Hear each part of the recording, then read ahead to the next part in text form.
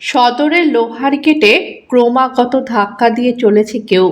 জোরালো শব্দে ঘুমটা ভেঙে গেল অমৃতার। নিশ্চিন্ততে ঘুম চোখে বিছানায় বসে ভালো করে কান পাতল ও। হ্যাঁ, শব্দটা ওদের মেন গেট থেকেই আসছে। একরাশ বিরক্তি নিয়ে বিছানা থেকে মেঝেতে পা রাখল অমৃতা। এই ভর দুপুরে কে রে বাবা সেই থেকে দরজায় ধাক্কা দিচ্ছে, অথচ দরজার পাশে কলিং বেলটা দেখতে পাচ্ছে না? চোখে কানা নাকি? যত অশান্তি দুপুরবেলায়। কোনো সেলস কাল যদি হয় তাহলে তার গোষ্ঠীর ষষ্ঠী পুজো করে ছাড়বো আজ। কিভাবে এরা নিজেদের ঘুমানোর সময় নেই বলে অন্য কারোর চোখেও যেন ঘুম নেই। নিজের মনে গজগজ করতে করতে বেডরুমের দরজাটা খুলল অমৃতা। সাবেকি ধাঁচের বাড়ি ঠিক বলা যায় না এটাকে, তবে আর পাঁচটা বাড়ির থেকে একটু অন্যরকম। বড় এরিয়া জুড়ে দোতলা বাড়ি। নিচের তলায় চারটে বেডরুম ছাড়া রয়েছে একটা বড় হল ঘর। ওটা ডাইনিং কাম ড্রয়িং রুম হিসেবে ব্যবহার হয় এখন। দোতলায় দুটো গেস্ট রুম, একটা স্টাডি রুম ও বাথরুমের অতিরিক্ত জায়গাটা খোলা ছাদ রাখা হয়েছে। দোতলাটা এখন ব্যবহার হয় না বললেই চলে। একতলায় ঘরগুলোর সামনের দিকে আছে লম্বা দরদালান। বেডরুম থেকে বেরিয়ে দরদালানের দরজা খুলে খোলা বারান্দা ও ছোট্ট একটা প্যাসেজ অতিক্রম করে আসতে হবে মেন গেট খোলার জন্য। ঘরগুলোর পিছন দিকে রয়েছে একটা লম্বা বারান্দা। ওদিকের বারান্দার লাগোয়া ঠাকুর ঘর, রান্নাঘর, স্টোর রুম আর খান তিনেক বাথরুম। এছাড়া এক চিলতে ফুলের বাগান ও দু তিনটে গাড়ি রাখার মতো গ্যারেজও আছে একটা। বাগানের দিকেই খিড়কির দরজা। সেই দরজাও পুরো লোহার চাদরের। বেশ উঁচু প্রাচীর দিয়ে ঘেরা বাড়িটা। পরিবারের নিরাপত্তার কথা ভেবেই হয়তো এই রকম প্ল্যানে বাড়িটা তৈরি করিয়েছিলেন অমৃতার ব্যবসাদার শ্বশুরমশাই। বিয়ের আগে বাড়ি দেখে গিয়ে বাবা, কাকা ও মামা তো ভীষণ খুশি হয়েছিলেন। মামা বলেছিলেন বাড়ি দেখেই বোঝা যায় কত সম্ভ্রান্ত পরিবার। সব শুনে মা বলেছিল, সত্যি আমার মিতু ভাগ্য করেছিল। এসব শুনে মনে মনে পুলকিত হয়েছিল অমৃতা। ভাবি স্বামী শুটেড বুটেড হয়ে নিজের গাড়ি নিজেই ড্রাইভ করে দেখতে গিয়েছিল ওকে। মধ্যবিত্ত সংসারে বড় হয়ে ওঠা অমৃতার কাছে এটা সৌভাগ্য ছাড়া আর কি। বিয়ের কদিন পর থেকেই দিবা নিদ্রাটা অভ্যাসে পরিণত হয়েছে অমৃতার। প্রথম 10 দিন বিজিতের দুই দাদা নিজেদের ফ্যামিলি নিয়ে এই বাড়িতে ছিলেন। 10 দিনের ছুটি নিয়ে এসেছিলেন তারা ছোট ভাইয়ের বিয়ে উপলক্ষে। সেই দিন কটা বেশ সরগরম ছিল বাড়িটা। বিয়ে মিটতেই যে যার ঠিকানায় ফিরে গেছেন। বদ্দা 10 বছর ধরে দিল্লিবাসী, ওখানেই ফ্ল্যাট কিনেছেন। মেজদা কেন্দ্র সরকারের বড় চাকুরে, ফ্যামিলি নিয়ে এলাহাবাদে থাকেন। বড় ছেলে অনেক দিন ধরে বলা সত্ত্বেও তার কাছে গিয়ে কখনো থাকেননি মা বাবা। তবে এবার ছোট ছেলের বিয়ে দিয়ে অনেকটা নিশ্চিন্ত হয়েছেন তারা। তাই ওদের বিয়ের 3-4 মাস পর বড় ছেলের সঙ্গে দিল্লির ফ্ল্যাটে যেতে রাজি হয়েছিলেন। সেই থেকে ওখানেই রয়েছেন তারা 2 মাস ধরে। ফোনে নিয়মিত খোঁজ খবর নেন। তবে যাওয়ার আগে শাশুড়ি মা বলেছিলেন অমৃতার কাছ থেকে বিশেষ খবর না পাওয়া পর্যন্ত এখানে ফিরবেন না তারা। কথাটা শুনে হেসে উড়িয়ে দিয়েছিল বিজিত। যত সব ব্যাকডেটের চিন্তাধারা। বিয়ে করেছো মানেই এবার ট্যাকে ছেলে নিয়ে বসে থাকো। লাইফকে এনজয় করতে শেখেনি নিজেরা, তাই আমাদেরও দেবে না। বিজিতের কথাটাকে তখন ভীষণভাবে সমর্থন করেছিল অমৃতা। তবে পরে বদলেছে চিন্তাধারাটা। আসলে এনজয় বলতে ঠিক কী বোঝাতে চেয়েছিল বিজিত তা আজও বোঝেনি অমৃতা। শ্বশুরমশাই অসুস্থতার কারণে ব্যবসাপত্র বন্ধ করে দিয়েছেন বছর কয়েক আগেই। পেট্রোল পাম্প, টাইলসের ব্যবসা সবই বিক্রি করে দিয়েছেন দেখাশোনার লোকের অভাবে। অনেক রোজগার করেছেন জীবনে, তাই এখন অবসর নিয়েছেন। তিনি ও শাশুড়িমা থাকতে লুডো খেলে, একসঙ্গে সিরিয়াল দেখে বা গল্প করে কোথা দিয়ে কেটে যেত সময়টা। ওনারা দিল্লিতে চলে যাওয়ার পর বাড়িতে শুধু অমৃতা আর বিজিত। বিয়ের পর কিছুদিন ওরা দুজনে যাতে একটু নিলিবিলিতে সময় কাটাতে পারে, তার জন্যেই হয়তো এই পরিকল্পনা ছিল মা বাবার। প্রথম কদিন বেশ ভালোই লেগেছিল অমৃতার। বিজিতের আসার অপেক্ষায় বসে থাকতো নিত্য নতুন সাজে নিজেকে সাজিয়ে। বিজিতের দু চোখের মুগ্ধতা দেখে আপ্লুত হতো। কিন্তু সেই ভালো লাগার মেয়াদ যে অত তাড়াতাড়ি শেষ হয়ে যাবে তা ভাবেনি তখনও। বিজিত অফিসে চলে গেলে সেই ৯টার পর থেকে একা একা বাড়িতে থাকতে হয় অমৃতাকে। রান্নার মাসিও রান্না ও অন্য সব কাজ সেরে তার আগেই চলে যায়। সময় যেন আর কাটতেই চায় না। কখনো টিভি দেখে, কখনো বই পড়ে, কখনো বা ফেসবুক দেখে কাটিয়ে দেয় সময়টা। দিনের বাকি সময়টা যেভাবেই কাটাক না কেন অমৃতা, দুপুরের ঘণ্টাখানেক সময়ের জন্য ভাত ঘুম একটা দিয়ে নেয় ও রোজই। তাতে অন্তত কিছুটা সময় পেরোয়। একটা মাল্টি ন্যাশনাল কোম্পানিতে মোটা মাইনের চাকরি করে বিজিত। গাড়িতেই যাতায়াত করে। অফিস করে কলকাতা থেকে শ্রীরামপুরে ফিরতে বিজিতের সন্ধ্যে ৭টা, ৭:৩০ বেজে যায়। বিকেল ৫টার সময় অবশ্য রান্নার মাসি আর একবার আসে। রাত্রের রান্না সেরে ৬টার মধ্যেই চলে যায়। আবার নিঃসঙ্গতা গ্রাস করে অমৃতাকে। একদম একা থাকে বলে দিনের বেলাতেও দরজায় লোহার খিল আর তালা দিয়ে রাখে অমৃতা। এটা অবশ্য পতিদেবতার নির্দেশ। হাসতে হাসতেই বিজিত বলেছিল, বাড়িতে সুন্দরী বউকে একা ফেলে রেখে গিয়ে দুশ্চিন্তা হয় আমার। কিন্তু কি করি, বউকে পাহারা দেওয়ার জন্য বাড়িতে বসে থাকতে তো আর পারি না। কথায় কথায় নিজের রূপের প্রশংসা শুনতে ভালোই লাগে অমৃতার। তবে কি ভীষণ ভীতু মানুষটা। কোনো অপরিচিত মানুষকে যেন দরজা না খোলে অমৃতা। তার জন্য বারবার করে বলে যায় রোজই। ওকে একা কোথাও বেরোতেও বারণ করেছে বিজিত। অমৃতা নিজের মনেই হাসে। ও কি কলেজ ইউনিভার্সিটি যায়নি, নাকি বডিগার্ড নিয়ে যাতায়াত করেছে? পাগল একটা। ড্রয়িং রুম থেকে বারান্দায় নামার আগে অমৃতার খেয়াল হলো ড্রয়িং রুমের ফ্যানটা ফুল স্পিডে চলছে। ফ্যানের সুইচ অফ করতে যেতেই চোখে পড়ল কলিং বেলের বড় সুইচটা অফ করা রয়েছে। কে অফ করলো এটা? মাসি করেছে? কিন্তু ও তো কোনোদিন করে না এমন। তবে কি অমৃতা মনের ভুলেই নিজেই ফ্যানের সুইচ অফ করতে গিয়ে কলিং বেলটা সুইচ অফ করে ফেলেছে? হয়তো সেটাই হবে। যা হয়েছে সেটা নিয়ে এখন ভেবে লাভ নেই।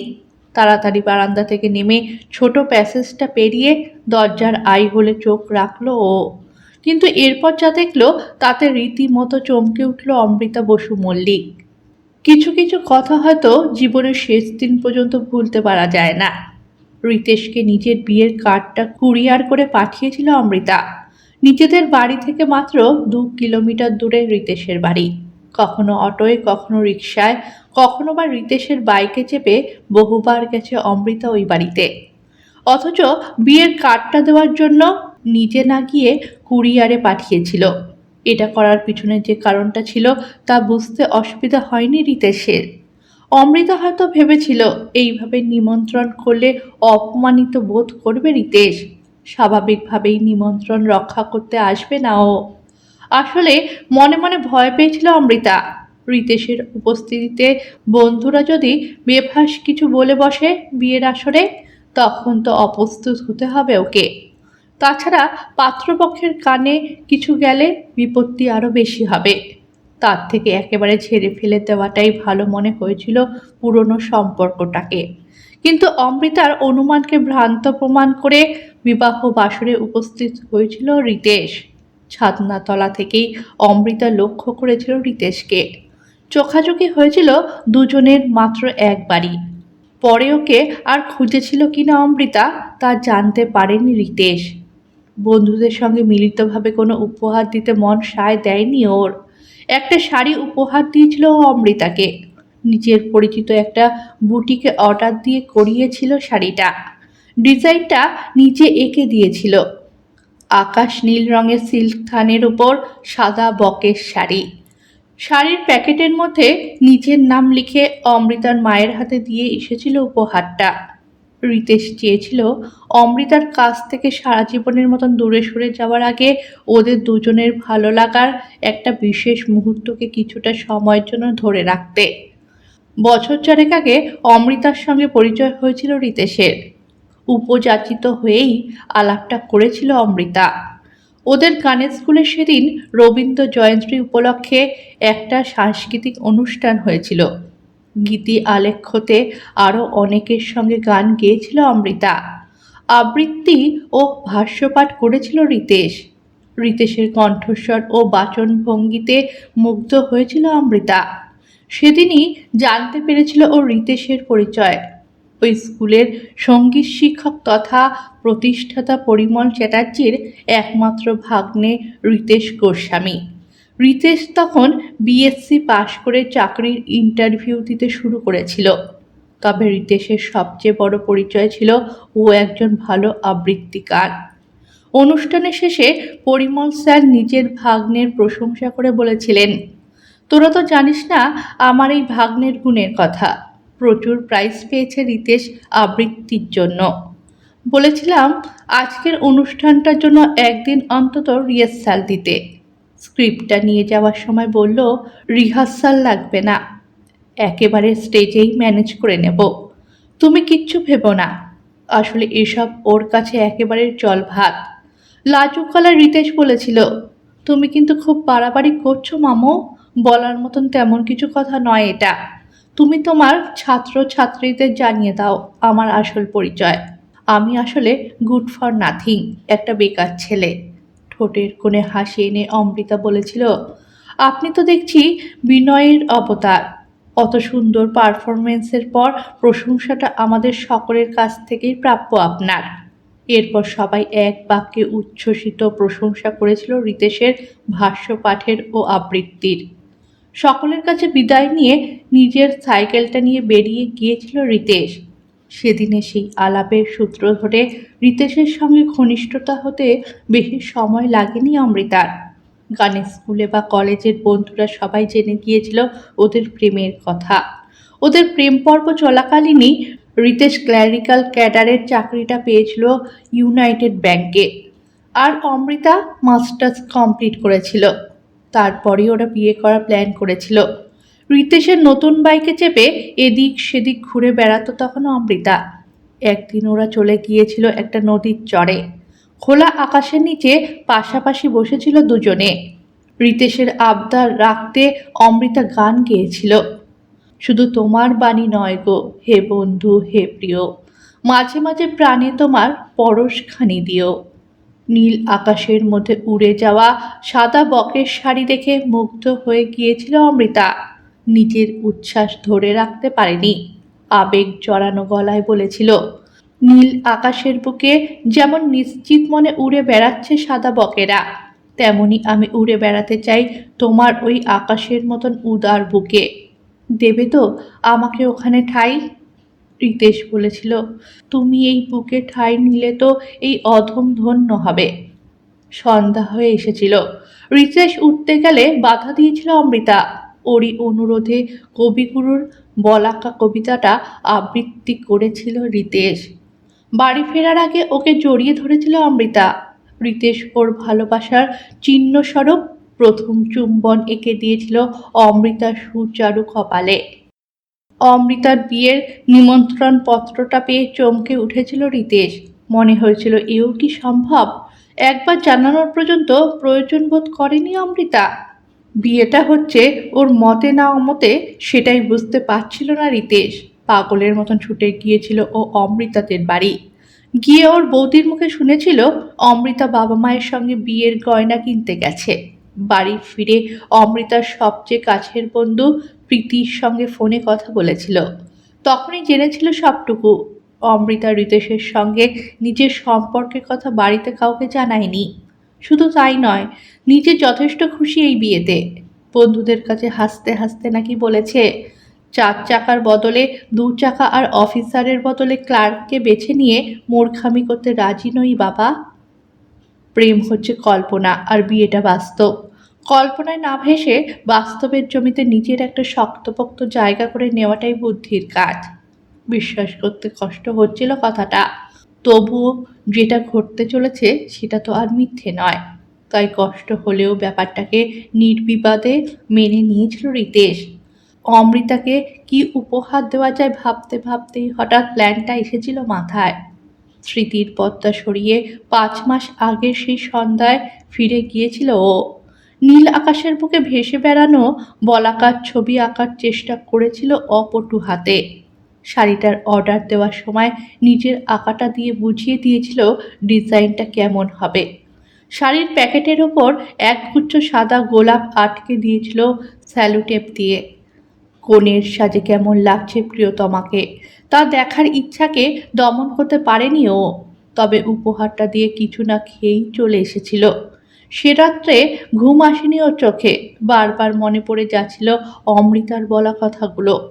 শাড়িটা দেখে অমৃতার মনের মধ্যে কোনো বিশেষ প্রতিক্রিয়া হয়েছিল কিনা সেটা অবশ্য আজও জানতে পারেনি রিতেশ। দরজা খুলতেই অমৃতার চোখ কপালে উঠল।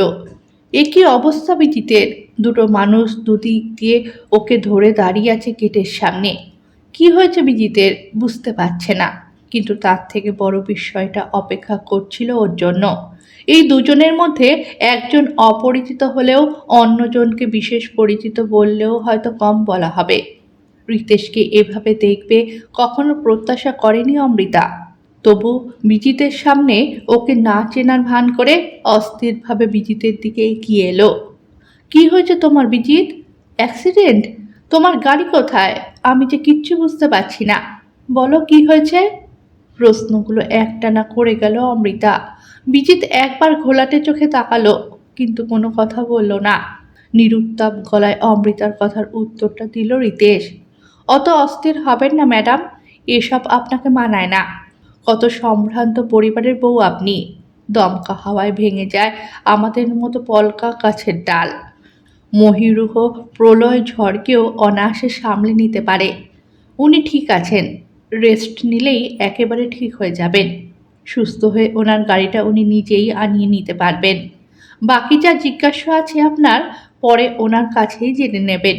এত বিচলিত হবেন না। অপরিচিত ভদ্রলোক বললেন, আপনাদের বাড়ির কলিং বেলটা কি খারাপ? না, ভুলবশত কলিং বেলের সুইচটা অফ করা হয়ে গিয়েছিল। দরজা খুলতে এতটা দেরি হওয়ার জন্য আমি সত্যিই লজ্জিত। বিজিতের কাছাকাছি আসতেই একটা ঝাঁঝালো অ্যালকোহলের গন্ধ পেল অমৃতা। কোনো কথা না বলে অসহায়ভাবে দাঁড়িয়ে রইল ও। রিতেশ ওর সঙ্গের মানুষটিকে উদ্দেশ্য করে বলল, প্রবীরবাবু, আপনি যখন এতটা করলেন তখন ওনাকে একটু ঘরের মধ্যে পৌঁছে দিন। আমি বাইরে অপেক্ষা করছি আপনার জন্য। প্রবীরবাবুর সহায়তায় ড্রয়িং রুমের বড় সোফাটায় বিজিতকে আশোয়া করে বসিয়ে দিল অমৃতা। গেটের বাইরে অপেক্ষা করছে রিতেশ, তবু ওকে ভেতরে ডাকার মুখ নেই আজ অমৃতার। লজ্জায় লাল হয়ে গেছে অমৃতার কান দুটো। প্রাক্তন প্রেমিকের কাছে এইভাবে ন্যাকেট হয়ে গেল নিজের হাজবেন্ডের চরিত্রটা। কোথা থেকে বিজিতকে নিয়ে আসা হয়েছে সেটা অমৃতা জানে না, তবে রিতেশ নিশ্চয়ই জানে। এ ব্যাপারে প্রশ্ন করা আরও লজ্জার, কিন্তু একটা ব্যাপারে অবাক না হয়ে পারছে না অমৃতা। রোজকার মতো আজও অফিস যাওয়ার জন্য বিজিত বাড়ি থেকে বের হয়েছিল 9টায়, ফেরার কথা সন্ধ্যে 7:30টার পর। তাহলে এই ভর দুপুরে কোথায় ছিল বিজিত? বিজিত বলেছিল অফিসের বিশেষ মিটিংয়ের পর বা পার্টি থাকলে একটু আধটু ড্রিঙ্ক নিতে হয়। তাহলে আজ এত ড্রিঙ্ক করলই বা কেন? একেবারে বেসামাল অবস্থা। তবে কি এই রকম পরিস্থিতি এর আগেও হয়েছে? গত 7 মাসে 4বার বাপের বাড়ি গেছে অমৃতা। প্রথম 2বার বিজিত পৌঁছে দিয়ে এসেছে, একটা বেলা থেকে চলে এসেছে। পরের 2বারই বাবা এসে নিয়ে গেছে। তবে প্রত্যেকবারই শনি রবি এই 2দিনের জন্য গেছে। রান্নার মাসির কথাটা মনে পড়ে গেল হঠাৎ। শেষের 2বার বাপের বাড়ি থেকে এসে রান্নার মাসির কাছে শুনেছিল ওকে নাকি 2দিনের জন্য ছুটি দিয়েছিল দাদাবাবু। বিজিতকে জিজ্ঞাসা করায় ও অমৃতাকে জড়িয়ে ধরে বলেছিল, ধুস, তুমি না থাকলে ভালো লাগে না কিছু, তাই সুইগিতে অর্ডার দিয়ে একটু খাবার আনিয়ে নিই আর ঘুমিয়েই কাটিয়ে দিই দিনের বেশিরভাগ সময়টা। তখন কথাটা বিশ্বাস করলেও আজ মনের মধ্যে অবিশ্বাস দানা বাঁধছে। প্রবীর দত্ত বেরিয়ে যাচ্ছিলেন। অমৃতা সংকোচ কাটিয়ে ওনার পথ আটকে দাঁড়ালো। প্রবীরবাবু, একটু দাঁড়ান। আপনাদের উপকার আমি জীবনে ভুলব না, কিন্তু একটা কথা না জেনে শান্তি পাচ্ছি না। প্লিজ আপনি দয়া করে বলুন আপনারা কোথা থেকে নিয়ে এলেন আমার হাজবেন্ডকে। প্রবীর দত্ত বললেন, আমার একটা ওষুধের দোকান আছে, দুপুর 1:30 নাগাদ দোকান বন্ধ করে বাড়ি আসি। আজও ওই সময়ই বাইকে ফিরছিলাম। আমার একটু চায়ের নেশা। ইউনাইটেড ব্যাংকের পাশে একটা চায়ের দোকান আছে, ফেরার সময় মাঝে মাঝে ওখানে চা খাই। আজও চা খাচ্ছিলাম দোকানের বেঞ্চে বসে।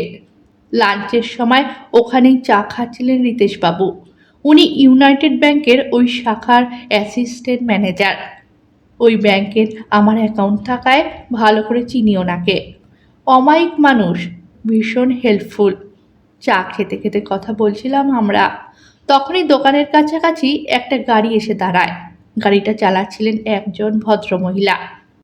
হঠাৎ ভদ্রমহিলা ধাক্কা দিয়ে গাড়ি থেকে নামিয়ে দেন আপনার হাজবেন্ডকে। তাল সামলাতে না পেরে উনি পড়ে যান। রিতেশবাবু গিয়ে ওনাকে তোলেন। তারপর আমিও এগিয়ে যাই। ততক্ষণে গাড়িটা বেরিয়ে গেছে। আপনার হাজবেন্ড উঠেও টলছিলেন, জড়ানো গলায় বলছিলেন, মীনাক্ষী প্লিজ, তুমি এটা করতে পারো না। এই কথাটাই বেশ কবার বলেছেন উনি। তারপর সাইলেন্ট হয়ে যান। রিতেশবাবু ওনাকে ভালো করে দেখে বললেন, ভদ্রলোককে আমি চিনি। আপনি যদি বাইকে ওনাকে ধরে বসতে পারেন তাহলে ওনাকে বাড়ি পৌঁছে দিয়ে আসতে পারতাম আমি। আমার বাড়ি ফিরতে দেরি হবে জেনেও রিতেশবাবুর কথা রাখতে নিজের বাইক দোকানে রেখে এগিয়ে আসি। রিতেশবাবু একটা ফোন করে ব্যাংকের ম্যানেজারকে জানিয়ে দেন বিশেষ প্রয়োজনে উনি 0.5 ঘন্টার জন্য বাইরে যাচ্ছেন। এরপর ওনাকে নিয়ে আসি এখানে। রিতেশবাবু বাইরে অপেক্ষা করছেন, ওনার দেরি হয়ে যাচ্ছে। কথাটা বলেই ঘর থেকে দ্রুত বেরিয়ে এলেন প্রবীরবাবু। কয়েক সেকেন্ড পর বাইকে স্টার্ট দেওয়ার শব্দটা কানে এলো অমৃতার। অফিস থেকে ফিরে ফ্রেশ হয়ে শরীরটাকে সোফায় এলিয়ে দিল রিতেশ। বাবা মারা যাবার পর থেকে মা নিজের চা না খেয়ে ওর অপেক্ষায় বসে থাকে। রিতেশ বাথরুমে ঢুকলে হালকা কিছু খাবার আর চা বানিয়ে নেন। দুজনে খানিক গল্প করে এই সময়টা। মুড়ি খেতে খুব ভালোবাসে রিতেশ। ক্যাপসিকাম পকোড়া আর মুড়ি নিয়ে ঘরে ঢুকলেন নন্দিতা। চায়ের পট আগেই রেখে গেছেন। সকালের ও রাত্রের রান্না করে যায় কাজের দিদি। তবে সন্ধেবেলায় ছেলের জন্য এইটুকু নিজে হাতে না করতে পারলে শান্তি পান না নন্দিতা। পকোড়ায় কামড় দিয়েই রিতেশ বলল, দারুণ মুচমুচে হয়েছে মা, এসব তুমি যা বানাও কোথাও কিনতে পাওয়া যাবে না। নন্দিতা তৃপ্তির হাসি হাসলেন। পাগল ছেলে একটা। আচ্ছা বাবান, তোর অফিসে কি কোনো সমস্যা হয়েছে? 2 দিন ধরে তোকে অন্যমনস্ক দেখছি। কথাটা বলবো বলবো করে বলা হয়নি তোকে। রিতেশ ঘাড় নাড়ল। না, কিছু হয়নি তো। ওটা তোমার চোখের ভুল। বাবা না থাকায় এখন আমাকে নিয়েই সারাদিন ভেবে চলেছ তো, তাই এমন মনে হয়। কথাটা হেসে উড়িয়ে দেওয়ার চেষ্টা করলেও মায়ের চোখ যে এড়াতে পারেনি ও, সেটা বুঝতে পারছে রিতেশ। গত 3 দিন ধরে কাজের ফাঁকে ফাঁকে বারবার অমৃতার অসহায় ম্লান মুখটা মনে পড়ে যাচ্ছে রিতেশের। জিততে গিয়ে আসলে হেরে গেছে অমৃতা। লাভ লোকসানের হিসেব করে জীবনে চলতে গেলে এরকম হয় বোধহয়। রিতেশ আজও অমৃতার ভালো চায়। ওর স্বামী ওই মহিলার কাছ থেকে ধাক্কা খেয়ে যদি সোজা পথে ফিরে আসে তাহলে অমৃতার সুখ শান্তির কথা ভেবে খুশি হবে রিতেশ। তবু এখনও অন্তর থেকে ক্ষমা করতে পারেনি অমৃতাকে। ওর বিশ্বাস নিয়ে ছিনিমিনি খেলেছিল অমৃতা। কথাটা ভাবলেই বুকের ভেতরটা মোচড় দিয়ে ওঠে। সত্যিই বড় অবাক লাগে। সব জেনেই তো অমৃতা মিশেছিল ওর সঙ্গে, তবে কেন এমন করলো ও? রিতেশের ভালোবাসাটা কি তাহলে একতরফা ছিল? অমৃতা কি তাহলে শুধুমাত্র সময় কাটানোর সঙ্গী হিসেবেই বেছে নিয়েছিল রিতেশকে? এই সব প্রশ্ন বারবার করেছে ও নিজের মনের কাছে, কিন্তু উত্তরটা মেলাতে পারেনি। অমৃতার সেই সময়কার আন্তরিক ব্যবহারের কথা মনে করে। এতটা অভিনয় করতে পারে মানুষ? পট থেকে চা ঢেলে ছেলেকে কাপটা এগিয়ে দিলেন নন্দিতা। চায়ের কাপটা হাতে তুলতেই সরব হলো রিতেশের মোবাইলটা। স্ক্রিনে ফুটে ওঠা নাম্বারটা দেখে চমকে উঠল রিতেশ। নাম্বারটা ডিলিট করতে কষ্ট হয়েছিল ওর, তাই রয়ে গেছে ওটা কন্ট্যাক্ট লিস্টে। দীর্ঘ 8 মাস পর ফোন করছে অমৃতা। কিন্তু কেন? কৃতজ্ঞতা জানাতে? নাকি ওর হাজবেন্ড কোন চক্রান্তের শিকার হয়েছিল সেদিন সেই গল্প শোনাতে? উদ্দেশ্য যাই হোক, ওর ফোন রিসিভ করতে ইচ্ছা করছে না এই মুহূর্তে। রিং হয়ে হয়ে থেমে গেল। নন্দিতা বললেন, কি ব্যাপার তোর, ফোনটা রিসিভ করলি না কেন? রিতেশ বলতে যাচ্ছিল ফালতু ফোন, তার আগেই আবার বাজতে শুরু করেছে। বাধ্য হয়ে রিসিভ করলো কলটা। ও প্রান্ত থেকে অমৃতার অসহিষ্ণু গলা ভেসে এলো, আমি মস্ত বড় ভুল করেছি রিতেশ। খোঁজ নিয়ে জানতে পেরেছি বিজিতের চরিত্র ভালো নয়। ও আমাকে ঠকিয়েছে। আমি বাবা মাকে ফোন করে সব জানিয়েছি। আমি ডিভোর্স নিতে চাই। রিতেশ গম্ভীর গলায় বলল, যদিও এটা তোমার একান্ত ব্যক্তিগত ব্যাপার, তবুও আমি সাজেশন দেব ওকে শোধরানোর সুযোগ দেওয়ার। কি বলছো তুমি? এই মানুষ জীবনে শোধরাবে না। তাহলে তুমি ভেবে দেখো কি করবে। আমি নতুন করে শুরু করতে চাই জীবনটা। ভালো, শুভেচ্ছা রইল তোমার নতুন জীবনের জন্য। তুমি তো আজও একা রিতেশ। আমি জানি আমার ভালোবাসাকে ভুলতে পারোনি বলেই তুমি আর কাউকে জীবনসঙ্গী করতে পারোনি। রিতেশ হেসে উঠল শব্দ করে। ভুল জানো তুমি। বাবার মৃত্যুতে ভেঙে পড়েছিল মা, তাই তখন এসব কথা ভাবিনি। তবে এখন ভেবেছি, আমি মায়ের পছন্দের এক পাত্রীকে বিয়ে করতে রাজি হয়েছি। আগামী 2 মাসের মধ্যেই সেরে ফেলতে চায় মা শুভ কাজটা। তোমাকে কুরিয়ারে কার্ড পাঠাবো না, নিমন্ত্রণ করে আসবো নিজে গিয়ে। এখন একটু ব্যস্ত রয়েছি, রাখলাম। মোবাইলটা টেবিলে নামিয়ে রেখে একটা বড় নিঃশ্বাস নিল রিতেশ। বেশ হালকা লাগছে বুকটা। নন্দিতা শুনছিলেন দুজনের কথোপকথন। ছেলেকে বিয়ের জন্য বলে বলে এখন হাল ছেড়ে দিয়েছেন। কোনোভাবেই রাজি করাতে পারেননি ওকে। এখন সুযোগের সদ্ব্যবহার করলেন। ছেলের মাথায় হাত রেখে বললেন, মায়ের নাম করে মিথ্যে কথা বলতে নেই। তাছাড়া এরপর তুই বিয়ে না করলে তোকে মিথ্যাবাদী ভাববে অমৃতা। তুই হেরে যাবি, সেটা আমি সহ্য করতে পারবো না। তোর বাবার বন্ধু প্রফেসর সান্যালের মেয়ের জন্য বলেছেন ওনার স্ত্রী। তাহলে ওদের আসতে বলি। মায়ের কথাটা যুক্তিসঙ্গত মনে হচ্ছে রিতেশের। আর হাঁটতে রাজি নয় ও। 2 হাত দিয়ে মাকে জড়িয়ে ধরল রিতেশ। বেশ, বলে দাও আমি রাজি। নন্দিতা আনন্দে আত্মহারা হয়ে তৎক্ষণাৎ হাতে তুলে নিলেন মোবাইলটা। আর কোনো দ্বিধা নেই রিতেশের মনে। সত্যি জয়ের আনন্দ অনুভব করছে এখনও। গল্পটা যদি ভালো লেগে থাকে চ্যানেলটাকে সাবস্ক্রাইব করে পাশে থাকবেন।